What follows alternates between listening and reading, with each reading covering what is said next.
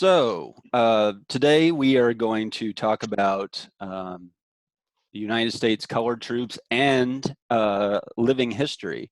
And our speaker today is Marvin-Alonzo Greer, who is Manager of Education and Visitor Experience for Soldiers Memorial and Military Museum and the Missouri Historical Society here in St. Louis. Thank you, Marvin, for being here with us today. Thank you for having me. And I got to tell you, Marvin's a great guy to work with. He knows everything there is to know about the Civil War and participation of U.S. Colored troops during the war and after the war, and is an expert on interpretation and living history as well. So this should be very interesting, and he is joining us by Zoom and recorded, obviously here today, but if there are any questions later on, I can certainly pass them on to Marvin, and I can try to answer some too, the best that I can, which is not going to be as I don't have as much experience as Marvin, obviously, but okay, so Marvin, please take it away. So thank you for having me, Chris. I'm grateful to be able to talk to your class today, even though it's remotely.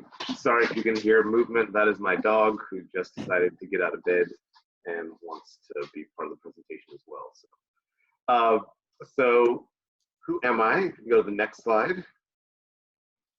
I'm a native of Pasadena, California, which I think is the most beautiful city in the world, and it's definitely in America. I moved to Atlanta, Georgia when I was 10 years old, and I spent the majority of my life there up until 2015, at which point in time I graduated from college, and I attended Morehouse College in Atlanta, where I majored in history and minored in African American studies. But while I was at Morehouse, I spent a lot of time doing a lot of living history, a lot of public history programming, both independently as well as through my job at the Atlanta History Center. After I graduated from Morehouse, I went to work at Colonial Williamsburg in Virginia, where I managed the Peyton Randolph House. And Peyton Randolph was the first and second president of the Continental Congress. So before the United States was the United States, he was the man who kind of ran pretty much the colonial government that was trying to negotiate with Great Britain. And he was also the largest slaveholder in Williamsburg, coming from one of the wealthiest families in Virginia at that time. And so I was able to really meld those interpretive skills, talking about African American history and navigating those waters of talking about the African American history and slavery, which is American history, and meld that with popular perceptions of our founding fathers as being these great men who could do no wrong. And in 2017, I moved to St. Louis, where I reside now, and I work as the Education and Visitor Experience Lead and Manager of Public Programs at Soldiers Memorial. But how did I get my start? Well, the lady you see on your screen right now, her name is Hazel, or was Hazel Outen. She passed away a few years ago. And every year, she and her husband, Arthur Outen, they would drive from Pittsburgh, Pennsylvania, and do a road trip all the way across the country, and they would end in Pasadena, California. Well, this young lady right here is my grandmother, and so they would drive from Pittsburgh to Atlanta to Pasadena and pick myself and my sister up. That is this picture. She's holding me as a baby, and she would drive us across the Southwest. I remember passing through St. Louis as a child. And we'd stop in Atlanta where my cousins lived. We would head up to Virginia, see the historical sites and battlefields there. We would stop in Maryland and in DC, and then finally end in Pittsburgh. And these summer road trips, my grandmother had the gift of gab, which I also inherited. And so she would just tell us all kind of family stories about my ancestors and what her parents did and what her grandparents did and the memories that she had about her grandparents being in slavery. And I really, really fell in love with history because of her stories, and that's because, and so her storytelling is really what inspired me to get into public history, to become a public historian. Next slide. As I got older, I became more and more interested in my family history, things that my grandmother didn't know, or my mom or dad didn't know, or any of my grandparents knew. So I started doing more and more research and wanted to really figure out who I am. For most African Americans, we can't trace our ancestry back more than probably to we have that 1870s wall where pretty much once slavery ends, we might be able to get some information, but definitely pre-slavery, it's very, very difficult for pre-emancipation. It's really difficult for African Americans to trace that family lineage. But I was able to find a will, doing some genealogical research on my own, of a man named George Washington Hardiman, who was white. He turned out to be my 5th great-grandfather. And in his will, he frees a bunch of people. And the top highlighted portion you'll see, he frees a woman named Susan and her children, Davy, Ellen, Fuller, Phoebe, Alexander, James. And these are his children and his enslaved woman that he fathered children with. Susan would be my 5th great-grandmother, and Alexander would go on to be my 4th great-grandfather, who would wind up fighting in the American Civil War. You can see he freed a number of other people, as well as he sold one man, a man named Isaac. So I had that dueling battle in my head of how do I reconcile this part of me, yes, I'm interested to learn about my ancestor, and I love them because of my ancestor, but he did a terrible thing by selling someone. And so I am where I am today because a person was sold so that those proceeds could go to sending his family out of the state once he died. And if I might add, Marvin, this is also great use of a primary source document, how you can find this type of information by going through these original documents. Yes, so this actually is housed at a county courthouse in Tennessee, where they lived. The family, after George Washington Hardiman dies, it was against the law for African Americans, for people of color, to live in almost any slaveholding state. You had Missouri, you had to have get permission, but most slaveholding states, if you were free, if you got your freedom, you had to leave. It was very, very difficult to get your freedom, and so they moved to Indiana. And my family spread across the Midwest from that migration today. But yeah, so the county courthouses still have records like this, and it was all written by hand, and then someone later on went through and typed it up, so it's a little bit more legible. But thank you for talking about primary sources, Chris. Mm-hmm. Next slide. So a lot of people ask, like, why do I talk about slavery? Why is it important to talk about enslavement and the enslavers and the enslaved community during any time period in American history? Well, historian Ira Berlin, if you have not heard of him, please pick up his books. He wrote a book called Slavery and Public History, which I would highly recommend. But he says, simply put, American history cannot be understood without slavery. Slavery shaped America's economy, politics, culture, and fundamental principles.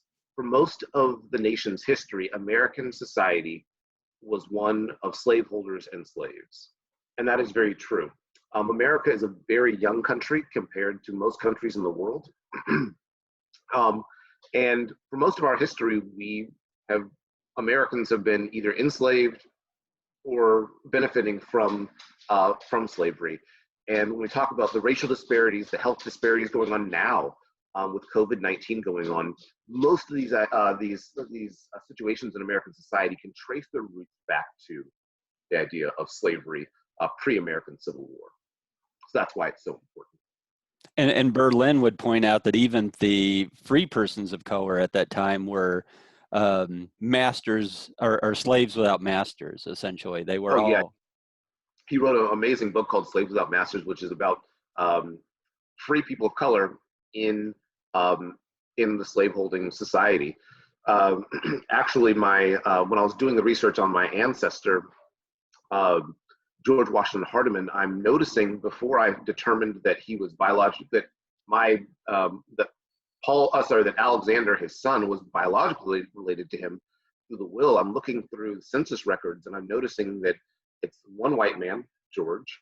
It's a bunch of enslaved people, mainly children, over the years, and then one free man. And I was like, what was this man's life? He was a blacksmith, but he winds up marrying one of George's daughters and leaving the state with them because he probably did not want to stay in a slaveholding South. Life was very, very difficult for free people of color. It was not just like, oh, I'm free, I'm good, but there's all kind of laws of what you could do, what you couldn't do. You couldn't. It was very difficult to associate with enslaved people. So if your husband or wife was still or children were still in bondage, it was very risky for you to, unless you got permission, it was very risky for you to engage with them, see them, go to church with them. It was against the law for gatherings of enslaved people and free people of color. So yes, life for the for people, even free people of color, was not easy. They were still enslaved in some way. Next slide. So representation in cinema. Um, Over the years, this has really identified um, how Americans view the American Civil War. The first real major motion picture was Birth of a Nation, which chronicles American history in quotes. It's a white supremacist kind of fan fiction, but it chronicles American history from the American Revolution through the end of Reconstruction, and really talks about like, why the American Civil War was a bad thing and why Reconstruction in itself was terrible. The man you see here on the ground, he is in blackface, and he was accused of, well, in the movie, he chases a white woman off of a cliff, and she dies. And he attacks other white women, and so the Klan has to come and clean up society. Birth of a Nation was based off of a trilogy of novels called The Klansman, The Leopard Spots, and The Traitor, which were written by a man. The movie was by D.W. Griffith, but oh my goodness, the books were written by Thomas Dixon, who himself was in the Klan and was writing these novels to educate people. And these books were quite popular with white society, not just in the American South, but throughout the country. Imagine these being like the Harry Potters of their day, where these are books you give to your children. One of my mentors, Gordon Jones, the military and arms curator at the Atlanta History Center, he still has an original copy of the book that his grandmother was given as a child, that his great grandmother read to his grandmother as a child when pretty much every night. His grandmother read it to his mother every night. When his mother got older, and his mother would be a child of like the 50s and 60s, and maybe a little bit earlier. But when his mother got older, they're growing up in South Carolina, she refused to tell this to read the story to Gordon and his sister. He doesn't know why his mother decided to break that cycle, but it took someone having the guts to say, you know what, this is racist, this is wrong, to break that cycle. But there are people who still believe, because media has propagated white supremacy and the mythology of the lost cause for so many years, the people that still believe that. We'll get into what kind of harm that can do in a little bit. And I don't want to give too off point here, but and actually this is beyond the scope of the history that we talk about, but people don't understand how pervasive the Klan was in, say, the early 20th century. I've read accounts where people talk about, it was like a social club. It was like a fraternal organization, and you would just get dressed up and you would go to dances and all kinds of stuff. Just crazy. And If I can find this book real quick, keep going. so, this was like an everyday part of life in many, many communities, not just in the South, but large portions of the Midwest and in the Midwest, or in the American West. And, it it wasn't until the 1920s and this horrible incident where some children were killed by the Klan that people started to actually do some soul searching and think about it and realized it was not the thing to do. It was horrible. So I don't have the book on me. It must be back at the office. But I have a series of books. This is one of them. Um, and it's the Virginia State textbook from, I believe this is from the 50s or 60s. So relatively recent history. But this particular book talks about how slavery was good and how slaveholders and enslaved people are happy. And one of the quotes is, the symbiotic relationships made plantation life happy and prosperous. And so you can still find things in textbooks from people that are still alive that would have learned this. So many, like my parents, would have grown up in a generation that would have had those books. Another book that I have all of Thomas Dixon's books, The Klansman, The Leopard Spots, and The Traitor. But I do have another a Georgia State textbook from the elementary textbook, and it talks about the Klan, and it says pretty much they were a social organization, like you said, and they would ride around and scare people. They didn't do any bad things, but they would scare people. People usually left if there was a person that was doing wrong. So yeah, the propaganda definitely continued. mhm. You can hit the next. So this type of propaganda gets a little bit softer in the 1940s, and this is a still from the movie Gone with the Wind, that was done by David O. Selznick, based off of Margaret Mitchell's book Gone with the Wind. And Margaret Mitchell was from Georgia. She grew up in Atlanta. And her grandparents were both Confederate, or both her grandfathers were Confederate officers, and she grew up hearing this lost cause mythology. And so she winds up creating this another fictional book on this lost cause ideology. And people still learn from that today. It's still one of the best sellers in books as well as movies across the world. During World War II, although the Nazis banned it in Nazi Germany, this was one of Joseph Goebbels' favorite movies. Next. It really wasn't until the 1989 movie, motion picture Glory, that public attention really starts coming to the role of African Americans. There were in the Civil War, there were still mainly African American historians that talked about Reconstruction and the contributions of Black soldiers, but in most major institutions, historical institutions, whether they're museums, whether they were academic institutions, most scholars are not focused of the Civil War, are not focused on African Americans. If they are, it's kind of like, well, they were slaves, they really didn't contribute, but fortunately the documentation was there. And so although Glory is not 100% accurate, it is probably one of the most accurate Civil War movies, and this inspired generations of public historians and historians to really start focusing on African Americans in the American Civil War and their contributions.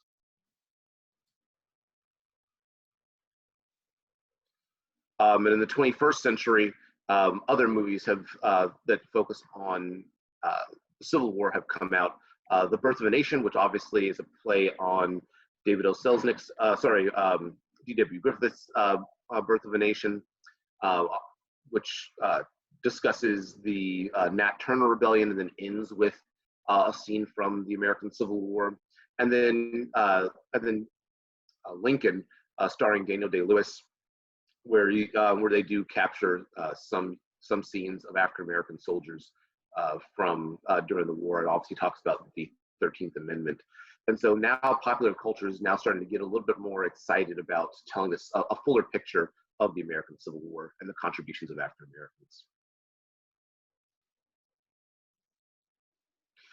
So from a Missouri standpoint, it's really awesome to work at Soldiers Memorial and to live here in Missouri, in St. Louis specifically, because Black Missourians were at the forefront of this war to end slavery from an African American perspective. There, obviously, Northern soldiers, the majority were not fighting to end slavery. The country was not fighting to end slavery. The South, the Confederacy, was definitely wedded to their sole main role was to preserve the institution of slavery.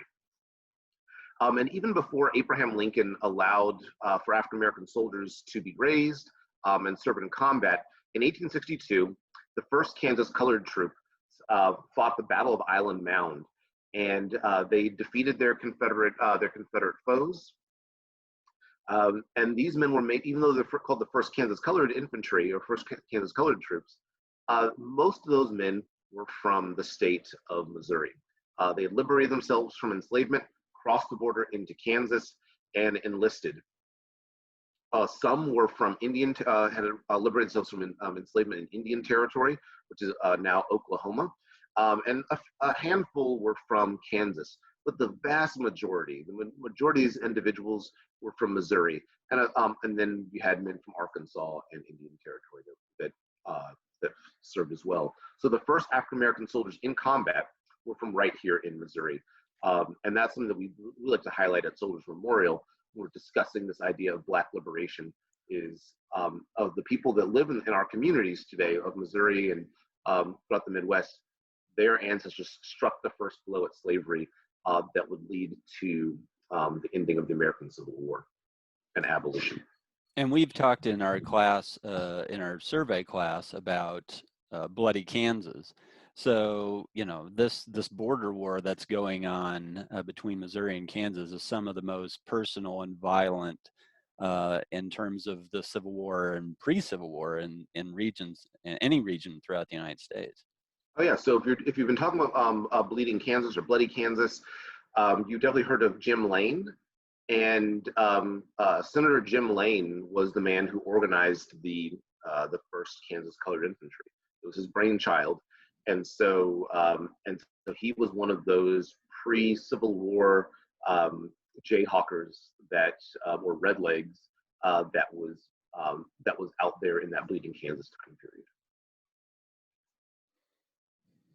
Here in St. Louis, we have one of the most historically significant sites in the country, in my opinion. Fairgrounds Park, which is located in the Greaterville neighborhood of Fairgrounds Park neighborhood in North City.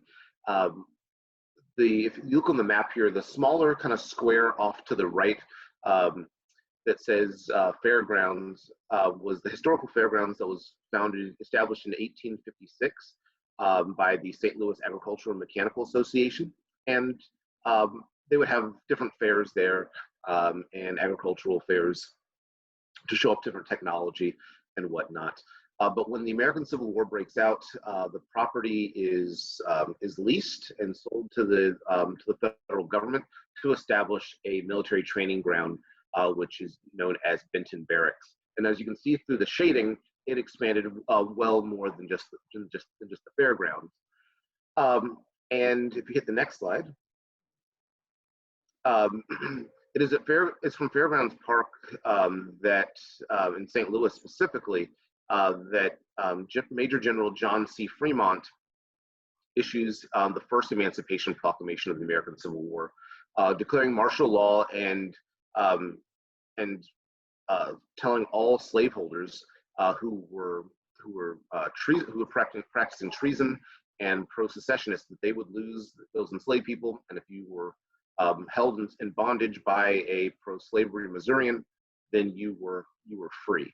And so this is the first time in U.S. history that an American general has done such a thing. It was done prior during the American Revolution twice, but by British officers.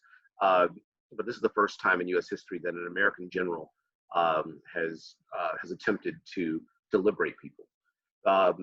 Abraham Lincoln's administration was not ready for this. He feared that states like Missouri, Kentucky, Maryland, and Delaware who were loyal slaveholding states, this might freak them out. This might scare them. And so Lincoln winds up firing Fremont and rescinding his order and placing a general who was far more favorable to adhering to the fugitive slave laws in command of Benton Barracks.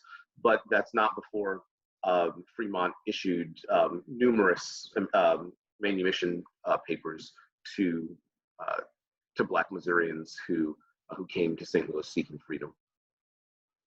And we talked in the survey class, we talked a little bit about Fremont in terms of the fact that he was the first Republican nominee for president in 1856. But the irony that, first of all, he was born in South Carolina. Oh, yeah. And his wife was Jessie Benton Fremont, who was the daughter of Senator Thomas Hart Benton, who was a slave owner. She had grown up as a slave owner. But Benton ends up not really rejecting slavery, but opposing the fact that, it shouldn't spread further westward, and they thought it was a threat to the Union and so forth. Exactly. So we're lucky in St. Louis and Missouri specifically to have so many Black regiments that were raised here. Just in St. Louis, this does not include the first Kansas Colored Troops. The 60th USCT, which was designated as the first Iowa Colored Troops, was raised here in St. Louis at Fairgrounds Park. The 56th USCT, which was raised out of St. Louis, which was known as given to Arkansas, was designated to Arkansas. The 62nd USCT, another Black USCT unit from St. Louis, which I can go on and on, but all these units were stationed at Benton Barracks at one point in time, or raised at Benton Barracks. The only one that was not actually raised here in St. Louis at Benton Barracks was the 100th USCT from Kentucky. They were stationed in St. Louis for a while. But all these units were either raised here or stationed here for quite some time, and so it's really awesome to be able to interpret the lives of each one of these of soldiers that serve in these different regiments.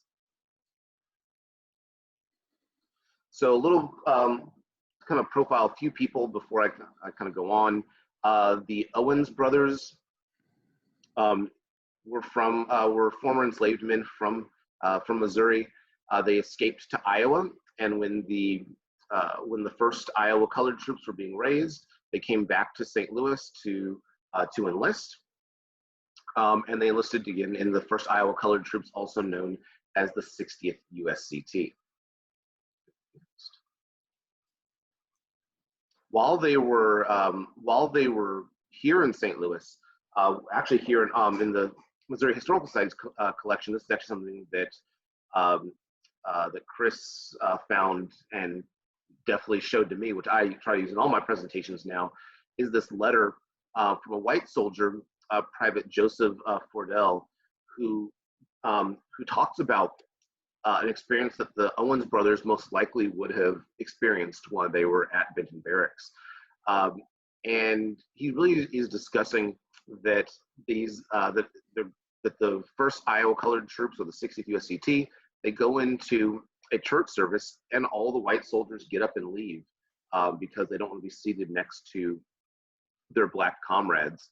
And he says there was hardly enough room for the white soldiers, but pretty much this idea of equality. Even though Fordell is fighting for a country who in 1864, the war aims have changed by this point in time. But he says even though that they're fighting for the same cause, his cause is not to end slavery, and if it is, it's definitely not for equality. His main cause is fighting for the country.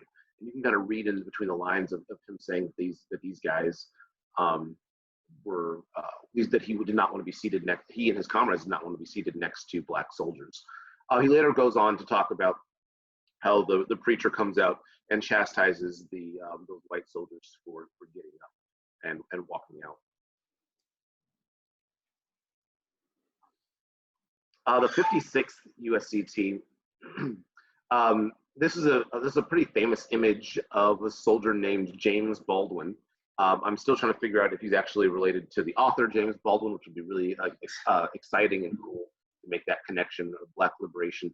But James Baldwin was born in slavery in the South. He liberates himself from enslavement and makes his way here to St. Louis and enlists in the 56th USCT. The men serve throughout the Trans-Mississippi area, and on their way back from the war in 1866, there's a massive cholera outbreak on their ship, and 157 of these soldiers die of cholera, partially because the ship's captain and the officers would not let the enlisted men off the ship. They didn't want to quarantine those people that were sick and let the people that were well off. So unfortunately, 175 enlisted men died of this cholera outbreak. And they were buried in individually marked graves here in St. Louis, around Jefferson Barracks. But as the city expanded and as the area expanded, they needed to remove these graves. Unfortunately, the care was not done to preserve these men, and so they were pretty much put in a mass grave with really no markings, so to speak, of for each individual soldier. But fortunately, the people of St. Louis rallied together later on in history and built this memorial for them, and now have and there's now a list of all the soldiers' names who, if you go there today, you can see all the soldiers' names listed at that gravesite. As for James Baldwin, he moves here to St. Louis after the war. He becomes a laborer. He gets married, has a daughter. I don't know exactly when his wife died, or if his daughter died before him. But the last we know of James Baldwin is he's as an elderly man, as an elderly veteran, he goes to Alton, Illinois, and he stays in the old veterans home that's there, and that's where he's buried today, in the National Cemetery in Alton.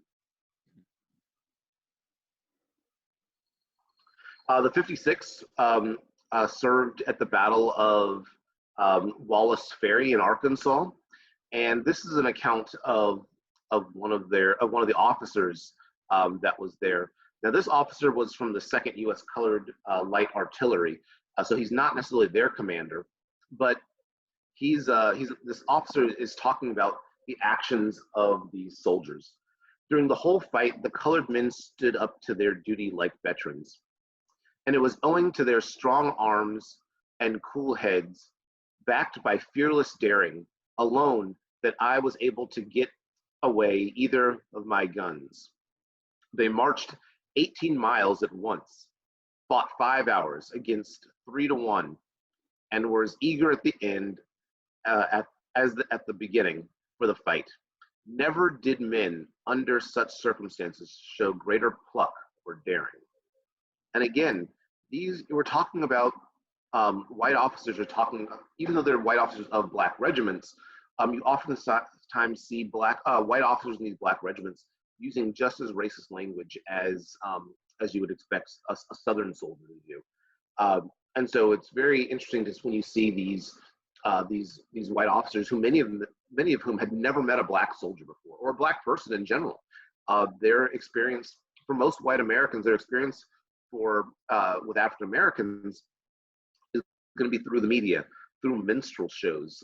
So that's where white men blackened their face, and they would do parodies of black Southern culture. And that's really how most white Americans in the North got their information about what it was like to be black in America. And so it's very interesting seeing quotes like this from white officers who are now starting to see the value of African American lives, and that these soldiers are making good soldiers. Actually, when you're talking about the Battle of Island Mound in Missouri, Confederate officers were commenting on how fierce the black soldiers were fighting then. They were actually talking about it in their own correspondence.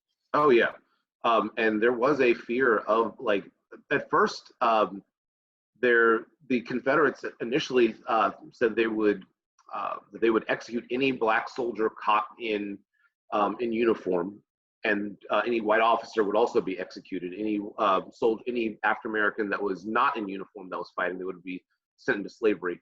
There was no wholesale policy actions really regarding that.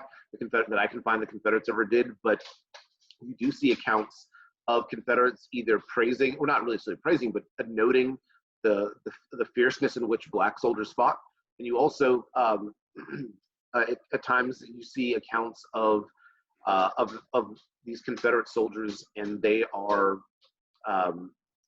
they're angry when they find that there's black soldiers. And so there's this there's a book, I believe it's called Under the Black Flag, and I'll get it to you, Chris. But it's really about war atrocities during by Confederates against African American soldiers, and by African Americans against Confederates during this war, because both knew that if they were captured, things might not turn out so well. There's an amazing account from the Battle of Petersburg, where a Confederate soldier is he's wounded and he's being taken through the Union lines, and he stops in front of he's laid down in pretty much in front of the African American troops, and he freaks out thinking that he just freaks out thinking that he's going to be killed by these men. And actually one soldier leans over and offers him water, and he was just surprised, and he thought that these soldiers were going to kill him, because some Confederate soldiers were known to murder African American soldiers, and probably the most famous would be Nathan Bedford Forrest, who was one of the founders of the Ku Klux Klan after the war. But he and his men massacred soldiers at Fort Pillow. The Fort Pillow massacre. There's accounts of Confederate atrocities, both the Battle of Petersburg in Virginia and the Battle of Olustee in Florida. But yes, like Chris said, you do see some accounts of Confederates saying, "Wow, these men or these soldiers fought like tigers."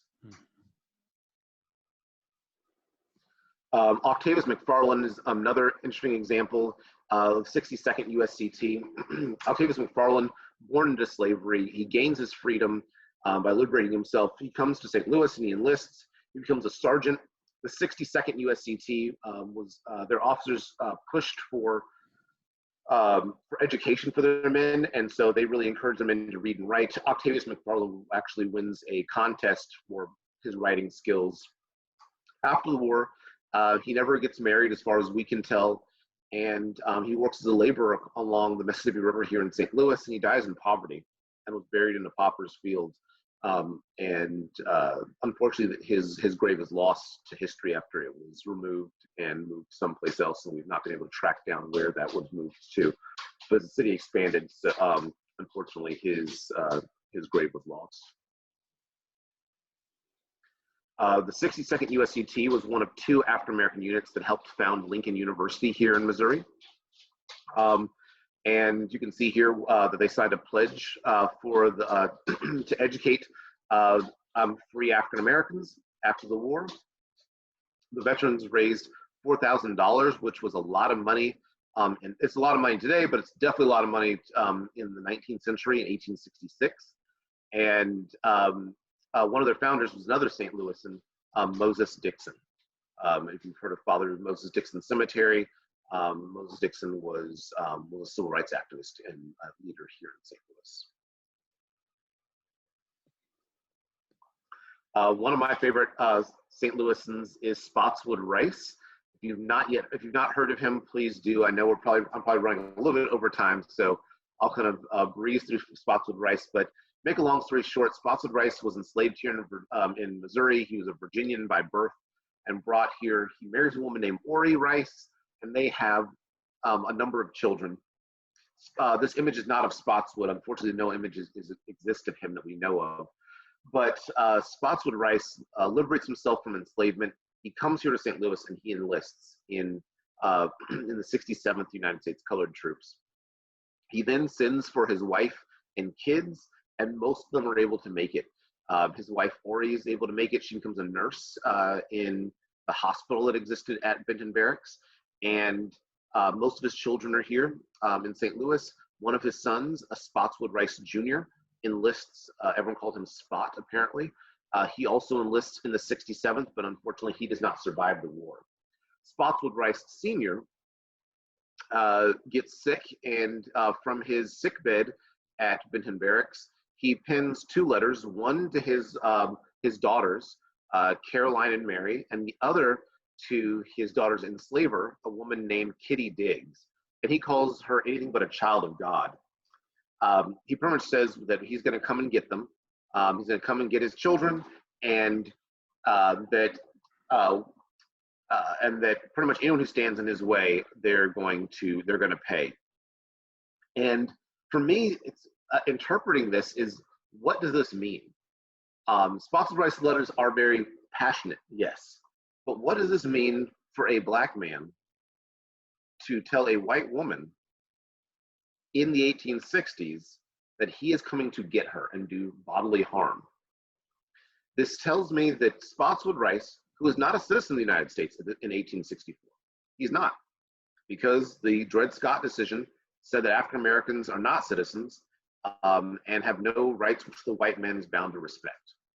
So a man who's not a citizen is now being given a gun and told, go kill white people by his government. He has no freedom of speech. Freedom of speech does not exist for most Americans in the 1860s, or well up through the 1960s and 70s. Some people would argue today. But in 1860s, Spotswood Rice has the audacity to write this letter. What does this tell us? This tells us that for some African Americans, including Spotswood Rice, and many Americans, this war is transforming what it means to be American, what America looks like.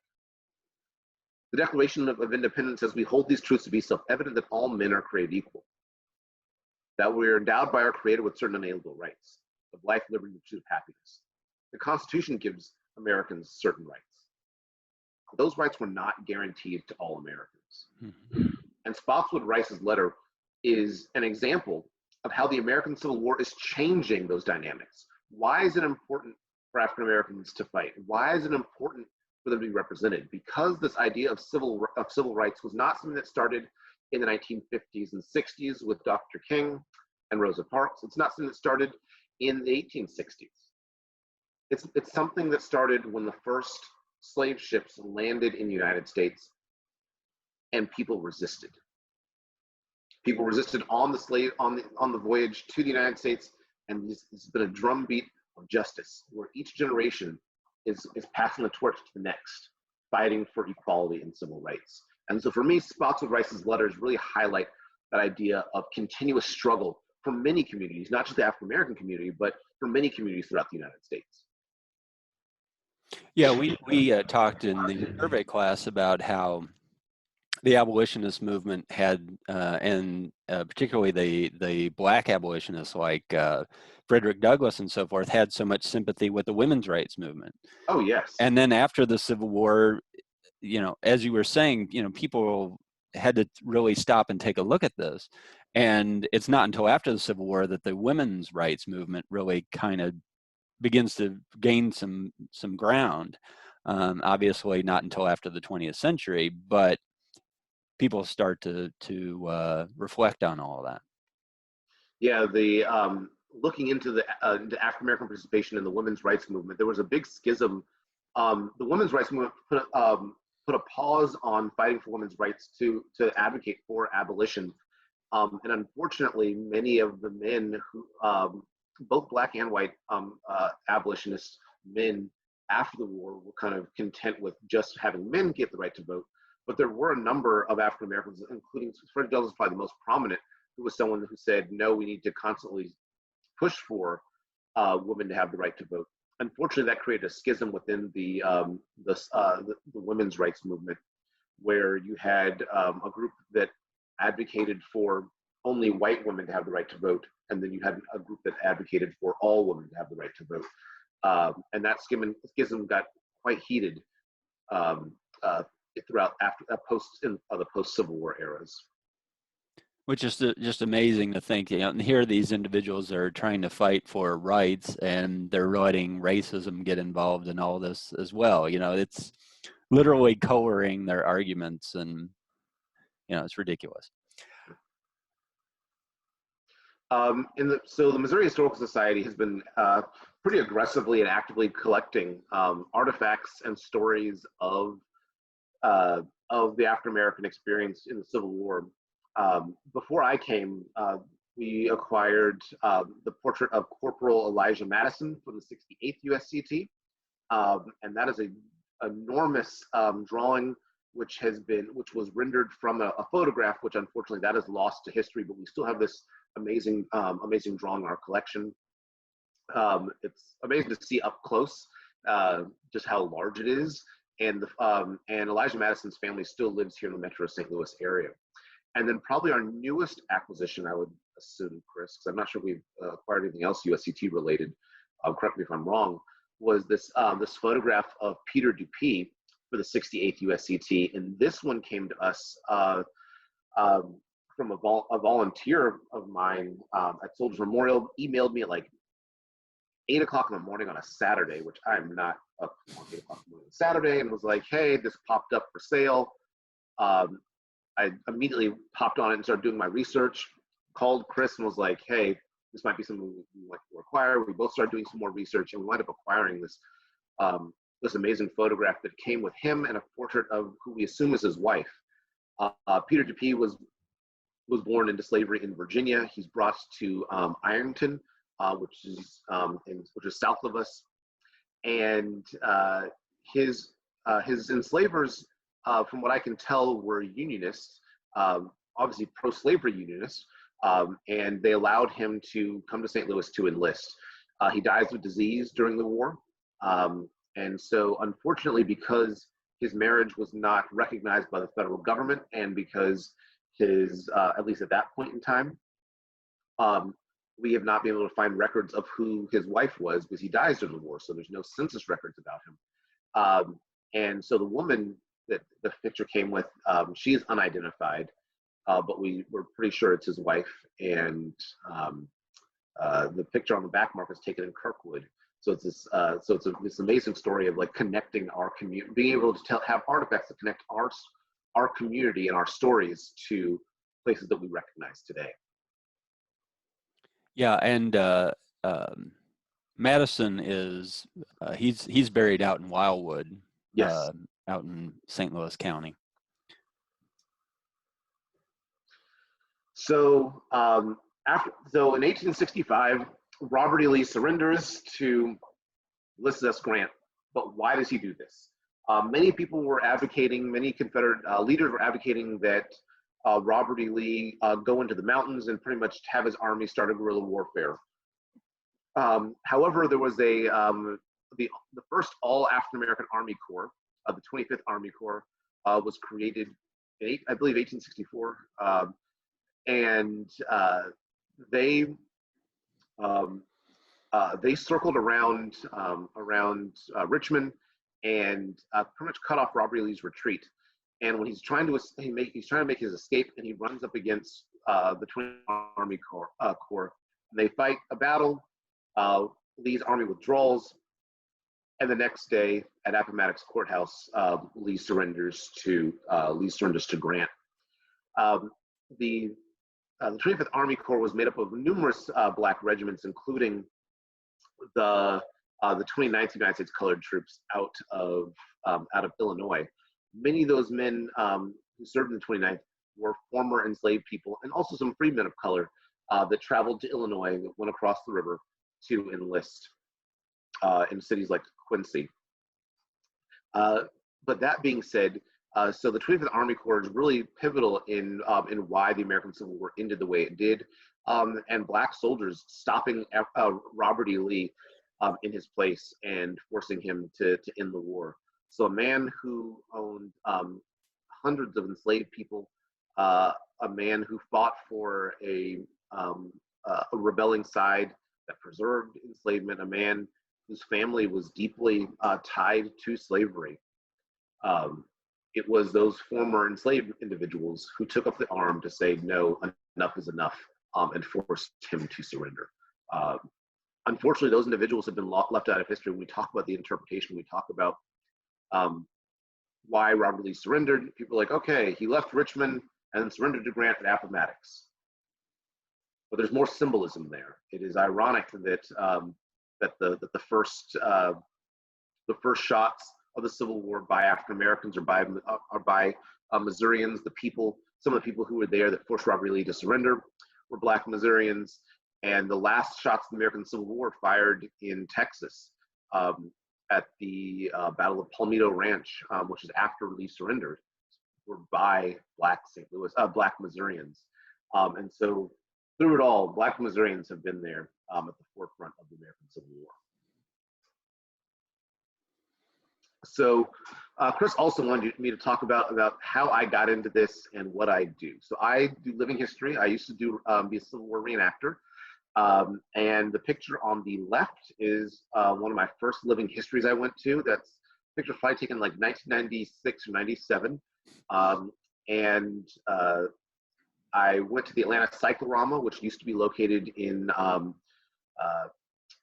Grant Park, a neighborhood in Atlanta, not named after Ulysses Grant, but they used to have a living history every year, a couple times a year. And so one Sunday after church, my parents, we decided to take a ride downtown, and so we stumbled upon these reenactors, and they talked to me. Obviously, got my picture taken, and I was like, okay, this is kind of cool. I might want to start doing some research into it.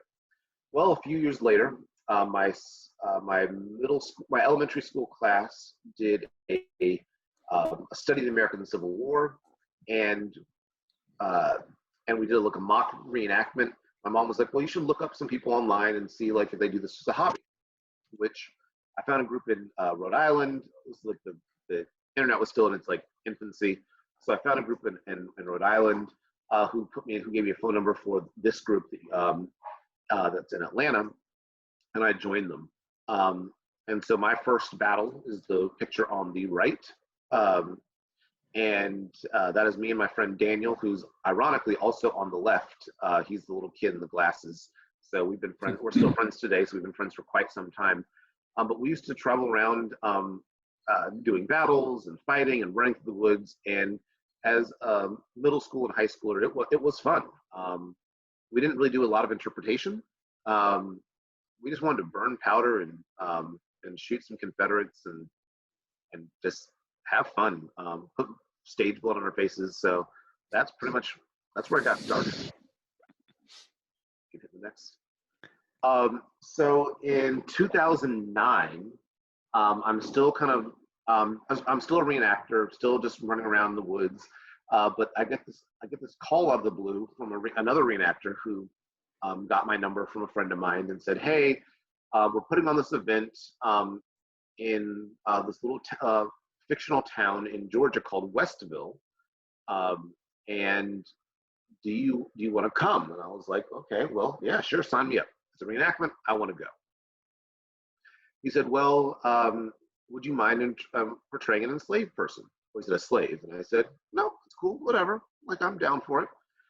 So I didn't know anyone at this event. I had no friends there. I was just going out of the blue. So I wound up being paired with the McDonald family, which is the fictional name of the family that I would be enslaved to. Mr. McDonald is seated there with, you can see me posed with my hand on his shoulder. And he turned out to be the gentleman turned out to be a nice guy. We're still in contact today. And I was one of a few household staff members there, and I put that in quotes. Other people that were on the site they had an Irish immigrant maid. You can see me standing next to her in the other image, and then they had a white Georgia gardener. And the three of us were kind of like the household staff on this rural Georgia town. The experience was very interesting. because no one, I was the only African American at this event. No one really knew how to engage with me. They didn't know who I was. They didn't know where I came from. Uh, and so I pretty much stayed to myself. I watched, I listened. I hung out a lot with the McDonald's son, who was another kid who this was his first reenactment. He was younger than me, and so we kind of hung out together because we were both kind of the outcasts, since most people at this event knew each other. Mind you, this is all first person, so it's an immersive experience. Everyone's taking on the role of someone. I was a man named Nathan, and everyone's talking first person. We're using period currency to buy things, and so it's a functioning town like we all live today, just in period attire. So at night, the evening comes, and Mr. McDonald and I are sitting on the porch, and he's like, "Well, do you want to go down to the tavern?" He's like, "I'm done with you today." I'm like, "Yes, I would like to." He's like, "Well, you need to be escorted." So at that moment, the man who's the gardener, who's in the other image with the brown hat on, he says, "Well, I'm heading down that way. He says, do you mind?" He's like, "I'll escort you." So we go down, and as we go down to the tavern, like, there's people on the tavern, like on the tavern porch, and there's music going on, and people singing tavern songs on the inside. And I had not really researched social etiquette of the day, and so Hank is the man's name. So Hank and I are walking up the front porch, and people on the front porch look like, "What's this black man doing walking to the front porch?" We walk inside the tavern, and the music stops like it was like a movie, like fiddles playing all of a sudden, and and Hank walks me to the bar and says, "Get this N-word a drink," and slaps me on the back. And my face looked at him like, "I want to hit you." The bartender poured us a drink, and he's like, "It's again another." We got us another drink, and then next thing I know, I was every white reenactor's best friend. They all swarmed me, and they were like, "Oh my God, who are you, and where'd you come from? We want to be your friend." And they kind of adopted me as their kind of like their pet. Initially, I thought this interest was out of they actually did like me, and I thought we were friends. Like, for years, like, I hung out with a lot of these individuals, but it turned out there's a lot of still harbored white supremacy that was going on in these, and that many of these interpreters, they did not necessarily want me for what I knew and my knowledge, but they wanted me to be a prop. They enjoyed having the enslaved person with them. They enjoyed be able to say the N-word,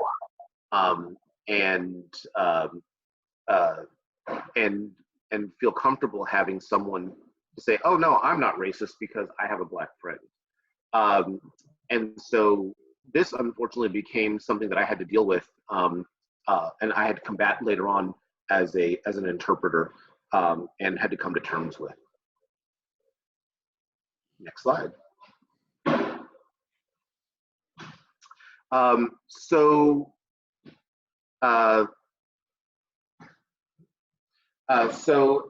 Every other year, another Westville. So that was 1860 Westville. 2 years later, they did another Westville, 1863.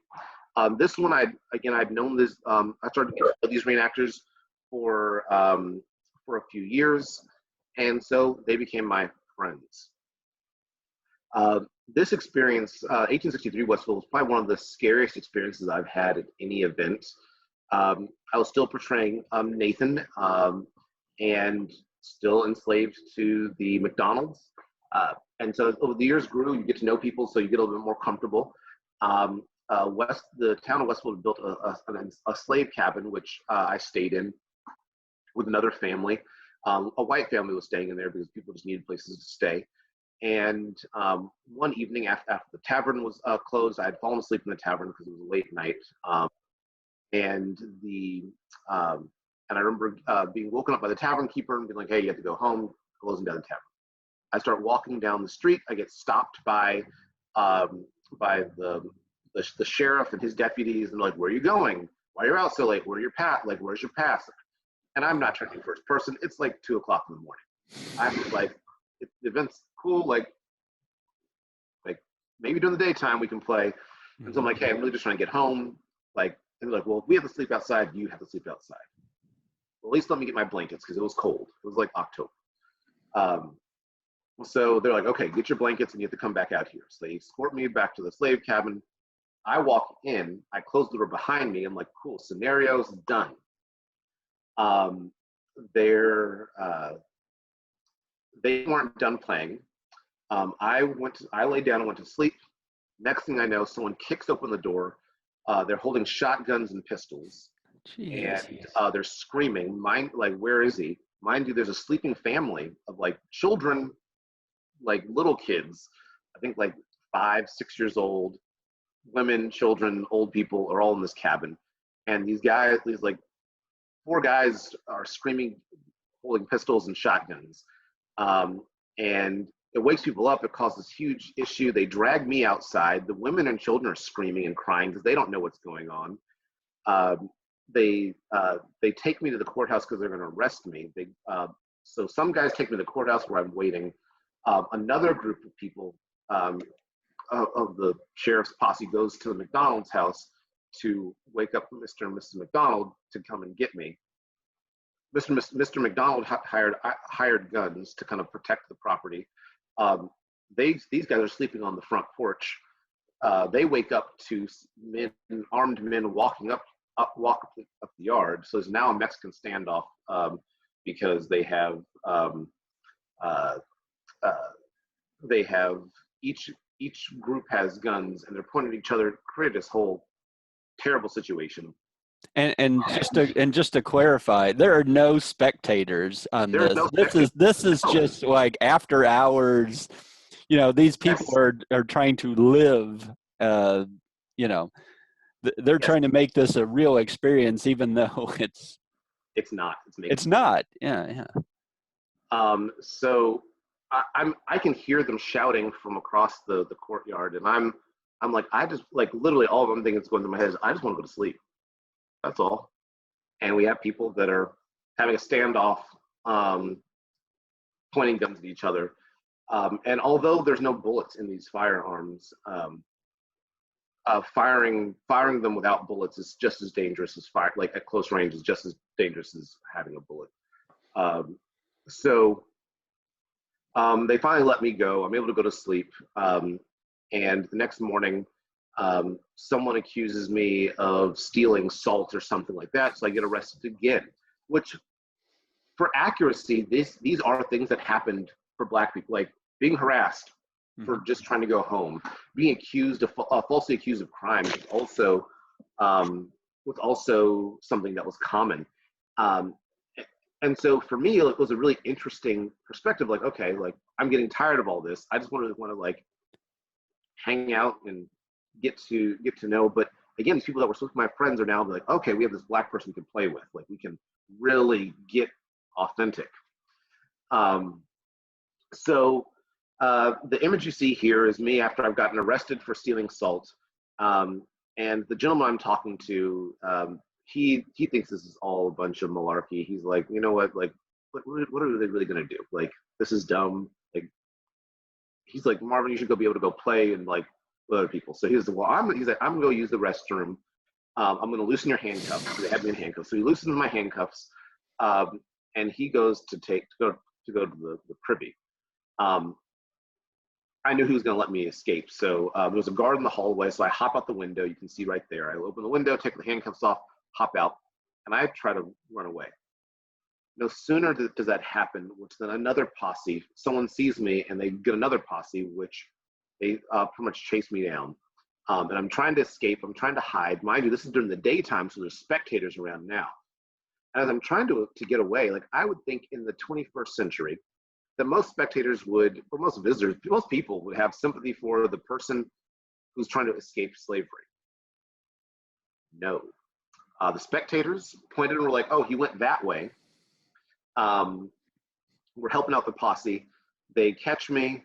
they marched me past the spectators to a kind of secluded area so we can kind of discuss like how the scenario is going to end. And meanwhile, they're walking me past the spectators, people are like, "Yay, you got him!" and cheering them on, and like it felt like what I would imagine a lynch, like being in a lynching would be in post-Civil War era America, 19 teens, 1920s America. The amount of cheers and laughter and pointing and the comments. And this is not, these are spectators are not in period. These are people dressed in regular clothing in 2000, let's say it's 2012 or 11 or whatever, that are cheering for the demise of another human being, whether it's real or not. So we discussed that my character was going to be executed. They fire a gunshot up in the air. I lay down. They didn't allow the spectators to kind of come around where I was. They kind of interpreted what had happened. Spectators then start to cheer that I've been killed, and one person says, "Well, that's what happens when you don't obey the law." Yes, slavery was the law of the land. However, they're cheering for the death of an enslaved person who's trying to liberate themselves. Another group of people said, "He's not dead. Poke him with a stick." Gee. And the interpreter who was talking to them said, "Well, no, he is dead. Like those are gases escaping his body. He's trying to kind of justify why I'm still breathing." And because apparently people thought they actually shot me. So they said, "Well, like we'll toss him in a red ant pile." Another person says, "No, feed him to the hogs." And fortunately the fellow interpreters, they kind of picked me up and put me in a wagon and drove me away so I could escape this mob of people. I'll say there's probably like 50, 60 people watching. And like afterwards, that really shaped my view on why historical interpretation is so important. It's not just enough to play dress up. It's not enough to be with your friends and hang out, but being able to educate the public. If I was able to revive myself and say, "You know what, time out, let's do some like contextualization." This event, Westville 1863, really started to shape my thinking on historical interpretation and why it was important. I don't even know where to begin on all that. That is, it is a scary case study in psychology as well as history. That is, oh yeah, truly chilling. And I wish we had a lot more time to go into all of to explore that even further, because that is an incredible story. I know we're going kind of long on this, and I'm not sure how easy it's going to be to upload this video given its length. But I did want to ask you about the Colonial Williamsburg slave auction. So I was not there when they did that. However, from what I understand, Christy Coleman, who is, I think she's now at the Yorktown Jamestown Foundation, I believe. But at the time, she was an interpreter at Colonial Williamsburg, and and this was kind of her brainchild to do this. It wasn't necessarily a slave auction; it was an estate sale. But part of 18th and 19th century estates were people. If you looked at my ancestors' his estate sale, he lists off George Washington Hardeman. He lists off all this property, hogs and chairs and tables, and he lists off a Negro man named Isaac. So they do this estate sale, and there was a lot of public uproar about it when before it happened, and protesters and all kind of stuff. Mm-hmm.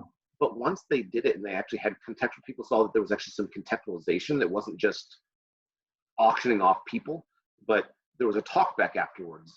It wound up becoming a very moving experience for the audience and for the people involved, because you could then contextualize. And I think contextualization of immersive events, whether it's Westville or whether it's the Colonial Williamsburg estate sale and slave auction, or the one they did at the old at the old courthouse here in St. Louis.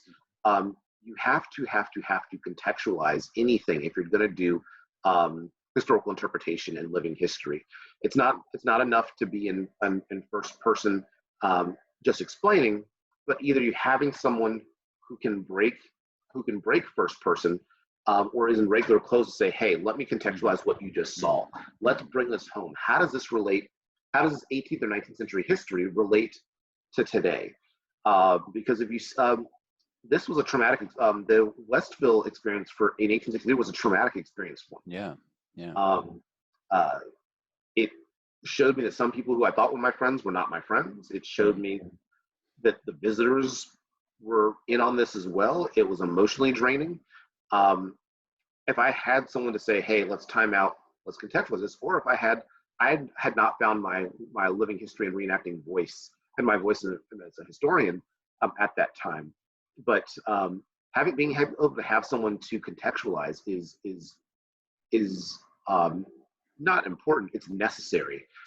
When you are interpreting history. Yeah.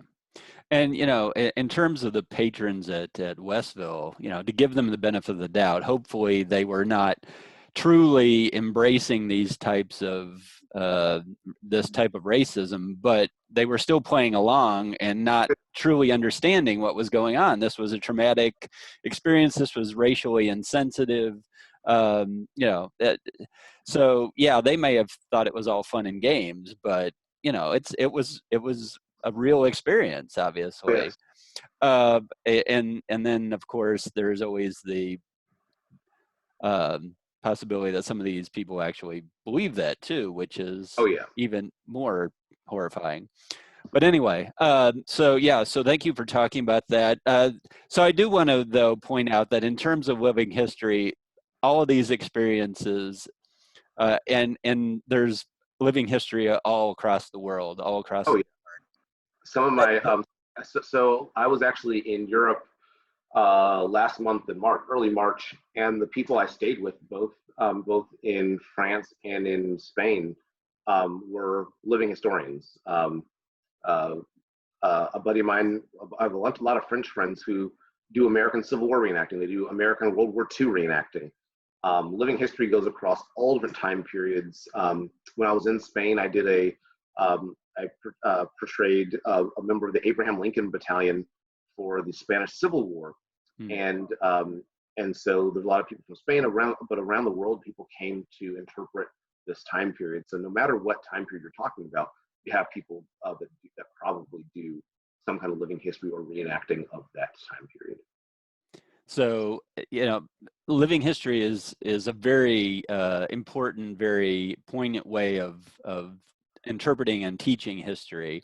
And fortunately, not everyone is crazy like what you had to go through, which is, some people are very dedicated to revealing the truth and interpreting, what it was like to live in colonial times, or like you said, World War II, or, the English Civil War, Roman times, there's a vast number of reenactments.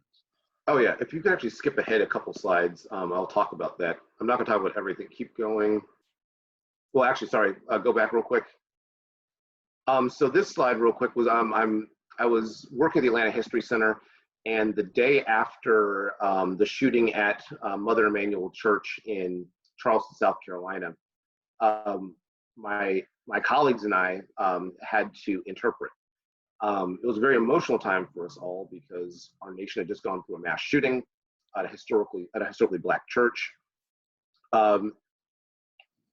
And it was a very heavy time, so I found a piece of black fabric, and I pretty much wore a mourning band for I think 3 months, and then all my colleagues did the same, and so we cooked that day, and and people would ask, we were interpreting, people, we just allowed guests to ask why we were in a mourning band, and we discussed, hey, this is what we're talking about.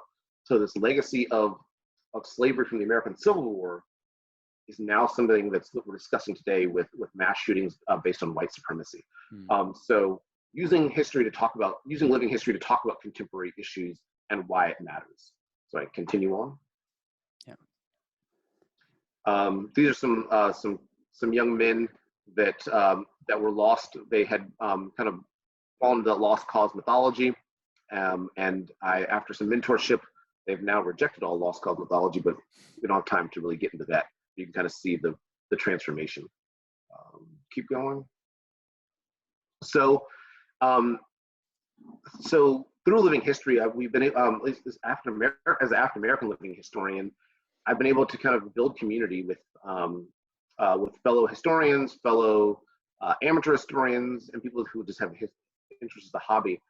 So I founded a group called the Sons and Daughters of Ham, and this was one of our first events we did in 2015. We started off with just 5 of us at a battle reenactment. We portrayed contraband or Black refugees during the American Civil War.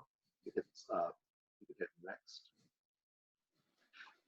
As you can see, this is the next year we grew a little bit larger, gaining a little bit more, some more interest in us. Next. This is at Harper's Ferry, interpreting at John Brown's Fort. The National Park Service has asked us to come and do a number of programs there. Next.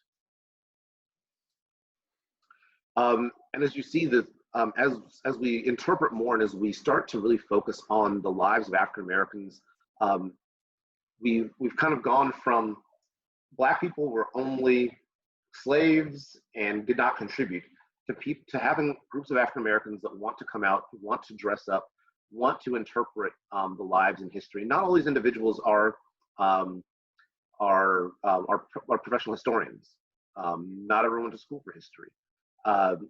Some of them are college students that are going to major in history. We have a doctor who's among the group. We have an IT professional. We have a nurse. We have teachers. We have electricians and linemen. So people of all different walks of life want to interpret.